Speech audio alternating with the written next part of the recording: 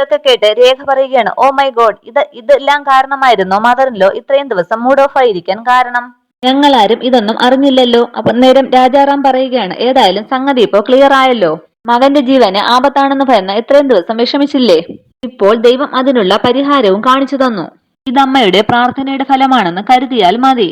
അത് മാത്രമല്ല രാജാറാം, ഇത് രവിയുടെ പ്രണയത്തിന്റെ ശക്തി കൂടിയാണ്. എന്റെ രവിയെ പ്രാണൻ തുല്യം കാണുന്ന ശ്രീലക്ഷ്മിക്കുള്ള ദൈവത്തിന്റെ സമ്മാനം. അത് കേട്ട് കറക്റ്റ് എന്ന് പറയുകയാണ് രഘു. മഴക്കോളെല്ലാം മാറി മാനം തെളിഞ്ഞതുപോലെയായി അമ്മയുടെ മുഖം. ചേട്ടായി, you are A true lover. അല്ലെങ്കിൽ ഈ സത്യം പെട്ടെന്ന് പുറത്തു വരില്ലായിരുന്നു. പിന്നീട് ഗായത്രിയമ്മ പറയാണ്, ആ രാജാറാം, എത്രയും പെട്ടെന്ന് ഈ ജാതകം തിരുത്തിയത് ആരാണെന്ന് നമുക്ക് കണ്ടുപിടിക്കണം. അതാരായാലും വെറുതെ വിടാൻ പാടില്ല ആളിനെ. വിഷമിക്കേണ്ട, അതാരായാലും ശരി, അവനെ കണ്ടുപിടിച്ച് അമ്മയുടെ മുൻപിൽ ഞാൻ എത്തിച്ചിരിക്കും. പിന്നീട് ജോത്സ്യനോട് രാജാറാം ചോദിക്കുകയാണ്, ജോത്സ്യരെ, ആരാണ് ജാതകം തിരുത്താൻ താങ്കളെ ഏൽപ്പിച്ചത്? ആളെ ഒന്ന് ഡിസ്ക്രൈബ് ചെയ്യാൻ പറ്റുമോ? അതൊരു സ്ത്രീയാണ് സാർ. പേര് പറഞ്ഞിരുന്നില്ല, മുഖം കണ്ടാൽ ആളെ തിരിച്ചറിയാൻ സാധിക്കും. രേഖ ഓർക്കുകയാണ്, ഒരു സ്ത്രീയോ? ആരായിരിക്കും അത്? പെട്ടെന്ന് രേഖ സാന്ദ്രയെ സ്റ്റെപ്പിൽ വെച്ച് കണ്ട കാര്യങ്ങളൊക്കെ ആലോചിക്കുകയാണ്. സാന്ദ്ര, അതെ, ഇത് സാന്ദ്രയുടെ പണി തന്നെയാണ്. പെട്ടെന്ന് രേഖ പറയുകയാണ്, ഈ വിഷയത്തിൽ എനിക്കൊരാളെ സംശയമുണ്ട് മദറിൻലോ. പെട്ടെന്ന് രാജാറാം പറയുകയാണ്, അത് GD ആണ്. ഗൗരിദാസ്, ഒരു സ്ത്രീ അയാള് ഏർപ്പാട് ചെയ്തതാകും. നമ്മൾ സംശയിക്കാതിരിക്കാൻ. രവി സാർ, ഇനിയും നമ്മൾ കൈയും കെട്ടി നോക്കി നിന്നാൽ അവൻ അടുത്ത പ്ലാനുമായി ഇറങ്ങും. എന്തെങ്കിലും ഉടനെ നമ്മൾ ചെയ്തേ പറ്റൂ. രവിവർമ്മൻ പറയുകയാണ്, ഇല്ല രാജാറാം, GD എന്നല്ല, ഇനി ആര് വിചാരിച്ചാലും ശ്രീലക്ഷ്മിയെ എന്നിൽ നിന്നും അകറ്റാൻ സാധിക്കില്ല. എനിക്ക് ഉറപ്പുള്ള കാര്യമാണത്. ജോത്സ്യം പറയാണ്, അതെ സാർ, നിങ്ങളുടെ ജാതകങ്ങൾ പ്രകാരം നിങ്ങളെ പിരിക്കാൻ ആർക്കും സാധിക്കില്ല. നിങ്ങൾ രണ്ടുപേരും ആയുരാരോഗ്യ സന്താന സൗഭാഗ്യങ്ങളോടെ ഒരുപാട് നാൾ ജീവിക്കും. ഇത് കേട്ട് സന്തോഷിക്കുകയാണ് ഗായത്രിയമ്മ. ഞാൻ ഗണിച്ചറിഞ്ഞ കാര്യങ്ങളാണ് ഇതൊക്കെ, നിങ്ങൾക്ക് എന്നെ വിശ്വസിക്കാം. അന്നേരം മുകളിൽ നിന്ന് സാന്ദ്ര ചിന്തിക്കുകയാണ്, ഈശ്വര, ഇനി എന്ത് സംഭവിക്കുമെന്ന് ഒരു പിടിയും കിട്ടുന്നില്ലല്ലോ. അയാളോട് ഞാൻ എന്റെ പേര് പറയാത്തത് ഭാഗ്യമായി. പക്ഷെ നേരിട്ട് കണ്ടാൽ എന്നെ അയാൾ തിരിച്ചറിയുമെന്ന് തീർച്ചയാണ്. അതുകൊണ്ട് മുന്നിൽ ചെന്ന് ചാടാതിരുന്നാൽ മതി. അതിനുശേഷം ഗായത്രിയമ്മ രാജാറാമിൽ നിന്നും കാശ് വാങ്ങി ജോത്സ്യന് കൊടുക്കുകയാണ്. ഇതൊന്നും വേണ്ടമ്മേ, ഞാനിത് വാങ്ങിയാൽ ചെയ്തു പോയ പാപത്തിന് പ്രതിഫലം വാങ്ങുന്നത് പോലെയാകും. ഞാൻ ഇതിന് അർഹനല്ലമ്മേ, അമ്മ ക്ഷമിക്കണം. ഇത് പാപത്തിന്റെ പ്രതിഫലം അല്ല ജോത്സ്യരെ, ചെയ്ത കുറ്റം ഏറ്റുപറഞ്ഞതിനുള്ള പ്രതിഫലമാണ്. വാങ്ങിക്കോളൂന്നും പറഞ്ഞ് കാശ് കൊടുക്കുകയാണ് ജോത്സ്യർക്ക്. ഇതുമാത്രമല്ല, ഇപ്പോൾ ഈ ചെയ്ത തെറ്റിന് പ്രായശ്ചിത്തമായി ഇവരുടെ വിവാഹത്തിന്റെ എല്ലാ ചടങ്ങുകൾക്കും ജോത്സ്യരുടെ മേൽനോട്ടം വേണം. ഉറപ്പായിട്ടും അമ്മേ, എല്ലാ കാര്യങ്ങൾക്കും ഞാൻ കൂടെ ഉണ്ടാകും. അങ്ങനെയെങ്കിലും ചെയ്ത പാപത്തിന് എനിക്ക് പ്രായശ്ചിത്തം ചെയ്യണം, എന്നാലേ എനിക്ക് മനസ്സമാധാനം കിട്ടൂ. അന്നേരം ഗായത്രിയമ്മയെ സരോജാമ്മ വിളിക്കുകയാണ്. ഹലോ അമ്മ, ഇത് ഞാനാണ്, സരോജം. ആ സരോജം, എന്തുണ്ട് കാര്യങ്ങൾ അമ്മ? നമ്മുടെ കോളനിയുടെ വീടിന്റെ മുൻപിൽ തമ്പുരാന്റെയും നാഗരുടെയും പ്രതീക്ഷ ഉള്ളത് അമ്മ കണ്ടിട്ടില്ലേ? ആ അറിയാം, കണ്ടിട്ടുണ്ട്. നാളെ നമ്മളായിട്ട് അവിടെ ഒരു വിശേഷാൽ പൂജ നടത്തുന്നുണ്ട്. ഇതേപോലെ വേറെയും അമ്പലങ്ങളിൽ ഞാൻ നേർച്ച നടത്തിയിട്ടുണ്ട്. അന്ന് കല്യാണക്കത്തിൽ രക്തം വീണപ്പോൾ കല്യാണം ഒരു തടസ്സവും കൂടാതെ നടത്താൻ വേണ്ടി. നാളെ സമയമുണ്ടെങ്കിൽ അമ്മയും രവിസാറും കുടുംബവും കൂടി ഇവിടെ വന്നാൽ കൊള്ളാമായിരുന്നു. അതിനെന്താ, നല്ല കാര്യമല്ലേ. ഞാൻ വന്നില്ലെങ്കിലും രവി വരും സരോജം. പിന്നെ നാളത്തെ പൂജാകാര്യങ്ങൾക്ക് ഞാൻ ഒരാളെ കൂടി അങ്ങോട്ട് അയക്കുന്നുണ്ട്. നല്ലൊരു ജോത്സ്യനും പൂജാരിയും ആണ്. അതെയോ, വളരെ സന്തോഷം. ശരി അമ്മേ, എന്നാ ഞാൻ വെച്ചേക്കട്ടെ. ശരി, ആയിക്കോട്ടെ. പിന്നീട് ഗായത്രിയമ്മ പറയുകയാണ്, നാളെ ഇവരുടെ വിവാഹം മംഗളമായിട്ട് നടക്കാൻ വേണ്ടി പെൺകുട്ടിയുടെ വീട്ടുകാർ അവരുടെ വീടിനടുത്തുള്ള ഒരു പ്രതിഷ്ഠയിൽ പൂജ നടത്തുന്നുണ്ട്. ജോത്സ്യരവിടെ ഉണ്ടാകണം. ആയിക്കോട്ടെ അമ്മേ, തീർച്ചയായും ഉണ്ടാകും. ഞാൻ തന്നെ കൂടെ നിന്ന് പൂജ നടത്തി കൊടുക്കാം. ഇത് കണ്ട് രഘു പറയുകയാണ്, അഹോ, അമ്മ ഇപ്പോഴാണ് ഒരു ടെൻഷൻ ഫ്രീ ആയതെന്ന് തോന്നുന്നു. ഇല്ല മോനെ, ഞാൻ ഫ്രീ ആയില്ല ഇതുവരെ. ഇനി എന്താ വേണ്ടത്, പറയാം. രവി, എനിക്ക് ശ്രീലക്ഷ്മിയോടൊന്ന് സംസാരിക്കണം. നീ നാളെ അവിടെ പൂജയ്ക്ക് പോകുമ്പോൾ ശ്രീലക്ഷ്മിയെയും സുദർശനെയും സരോജാമ്മയെയും ഇങ്ങോട്ട് ക്ഷണിക്കണം. അവരൊന്നിച്ച് ഇതുവരെ ഇങ്ങോട്ട് വന്നിട്ടില്ലല്ലോ. ശരി അമ്മേ, ഞാൻ പറയാം. രേഖ പറയുകയാണ്, ഹോ, മദറിനോയ്ക്ക് മരുമോളെ കാണാൻ അങ്ങ് തിടുക്കമായല്ലോ. പുതിയ മരുമോള് വരുമ്പോഴേ എന്നെ അങ്ങ് ഔട്ടാക്കി കളയരുതേ. ഞാനാണ് ഈ കുടുംബത്തിൽ ആദ്യം കയറി വന്ന ആള്. അതെങ്ങനെയാ ഞാൻ മറക്കുന്നത്? നീയല്ലേ എന്റെ ആദ്യത്തെ മരുമകള്. നിനക്കെന്റെ മനസ്സിലെ സ്ഥാനം ഉയർന്നതാണ്. താങ്ക് യു മദറിലോ എന്നും പറഞ്ഞ് രേഖ ഗായത്രി അമ്മയ്ക്ക് ഉമ്മ കൊടുക്കുകയാണ്. മുകളിൽ നിന്ന് സാന്ദ്ര പറയുകയാണ്, ഇതിപ്പോ എന്റെ പേര് വെളിപ്പെടുത്തിയില്ല എന്ന് തീർച്ചയായി. അതാണ് താഴേന്ന് വിളി വരാത്തത്. പക്ഷെ ഏതെങ്കിലും കഷ്ടകാലത്തിന് അയാൾ എന്നെ കണ്ടാൽ കാര്യം പോക്കാണ്. പിന്നീട് പുറത്തുനിന്ന് ഫോൺ ചെയ്യുന്ന രാജാറാം പുറത്തേക്ക് പോകുന്ന സാന്ദ്രയായി കാണുകയാണ്. സാന്ദ്ര മാഡം, ഇതെങ്ങോട്ടാ ഇത്ര തിടുക്കത്തിൽ? റോക്കറ്റ് വിട്ട പോലെയുള്ള പോക്കാണല്ലോ. അത് എനിക്ക് അത്യാവശ്യമായിട്ട് ഓഫീസിലൊന്ന് പോണം. സാഗർ അസോസിയേറ്റ്സുമായിട്ട് ഒരു സഡൻ മീറ്റിംഗ് പ്ലാൻ ചെയ്തിട്ടുണ്ട്. ഓ ഐ സി, ഞാൻ വരണമോ മാഡത്തിന്റെ കൂടെ? ഡ്രൈവറിനെ വിളിക്കേണ്ട, ഞാൻ ഡ്രോപ്പ് ചെയ്യാം. It's okay Rajaram sir, I can manage. ഞാൻ പൊയ്ക്കോളാം, ഓഫീസ് ഇവിടെ അടുത്തല്ലേ? ഓഫീസ് അടുത്താണ്, പക്ഷേ തുറക്കണമെങ്കിൽ ഞാൻ താക്കോൽ തരാൻ വിളിച്ചു പറയണം. അതാണ് പ്രശ്നം. വാട്ട് എന്ന് ചോദിക്കുകയാണ് സാന്ദ്ര. എന്ത് വാട്ട്? ഇന്ന് ഓഫീസ് അവധിയാണെന്ന് വർമ്മൻ ഗ്രൂപ്പ് വൈസ് പ്രസിഡന്റ് മറന്നുപോയോ? എന്തിനാണ് സാന്ദ്ര മാഡം ഇപ്പോൾ ഇങ്ങനെ ഒരു കള്ളം പറയുന്നത്? രാജനന്ദിനി മാഡത്തിന്റെ ഓർമ്മ ദിവസമായിട്ട് വർമ്മൻ ഗ്രൂപ്പിന്റെ കീഴിലുള്ള സകല ഓഫീസുകൾക്കും ഇന്ന് അവധിയാണ്. മാഡം പെട്ടെന്നത് മറന്നുപോയിട്ടാണ് ഈ കള്ളങ്ങൾ മുഴുവൻ പറഞ്ഞത്. ആകെ നിന്ന് പരിഭ്രമിക്കുകയാണ് സാന്ദ്ര. സോറി രാജാറാം സാർ, പെട്ടെന്ന് പറഞ്ഞപ്പോൾ മാറിപ്പോയതാണ്.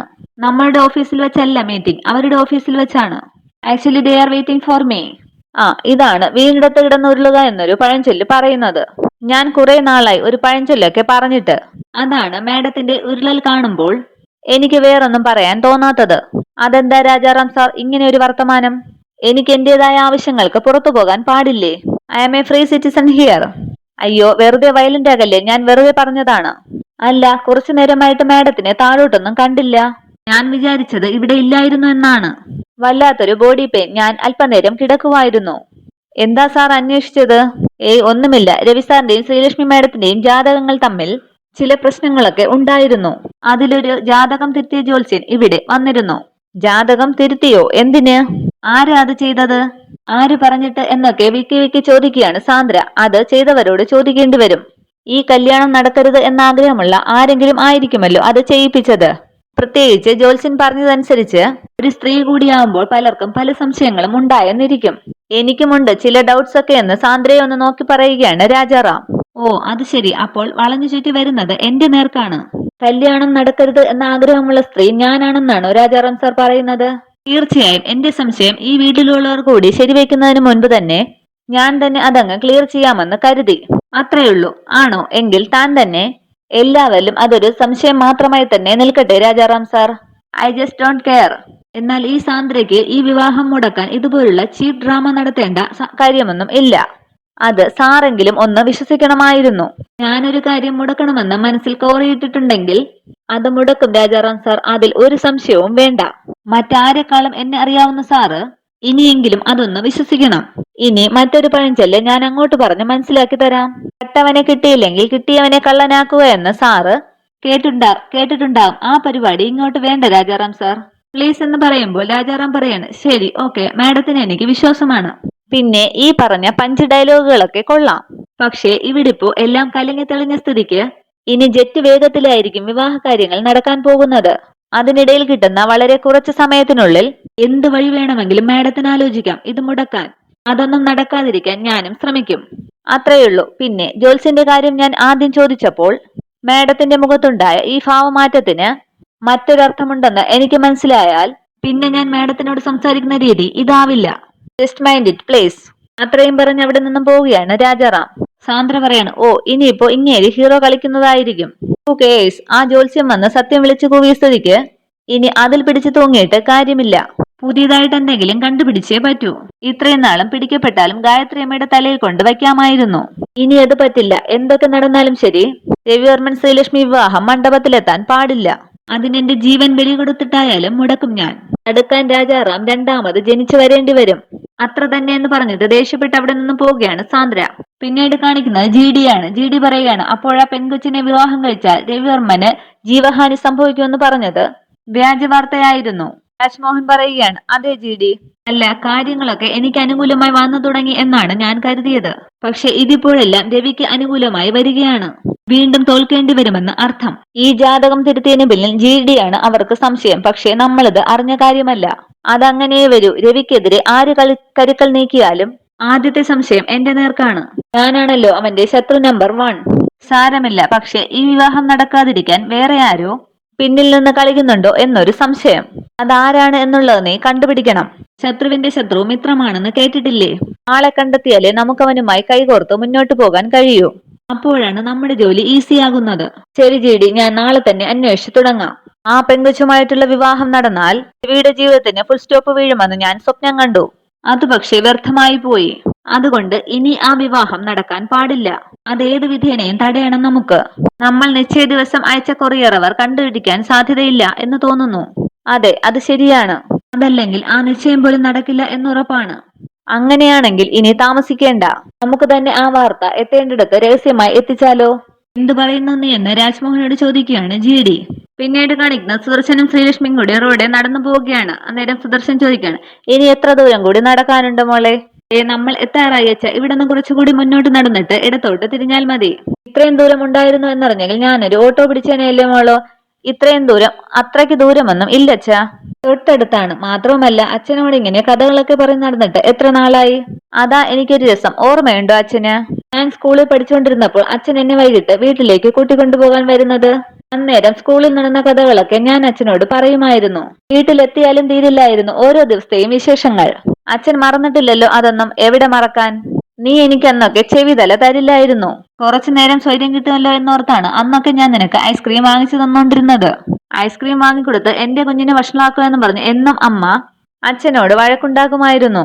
ലക്ഷ്മിയുടെ സന്തോഷം കണ്ട് സുദർശൻ മനസ്സിൽ വിചാരിക്കുകയാണ്, നിന്റെ ഈ മുഖത്തെ സന്തോഷം ഒരിക്കലും ഇല്ലാതാകരുത് എന്നാണ് എന്റെ ആഗ്രഹം. പക്ഷേ ഈ വിവാഹത്തോടെ എല്ലാം മാറി മറിയും എന്ന് ഞാൻ ഭയക്കുന്നു. എനിക്ക് നിന്നോട് എങ്ങനെ പറയണമെന്ന് അറിഞ്ഞൂടാ. ഈശ്വര, നീ തന്നെ എന്റെ മകൾക്ക് കാര്യങ്ങൾ മനസ്സിലാക്കാനുള്ള ഒരവസരം കാട്ടിക്കൊടുക്കണേ.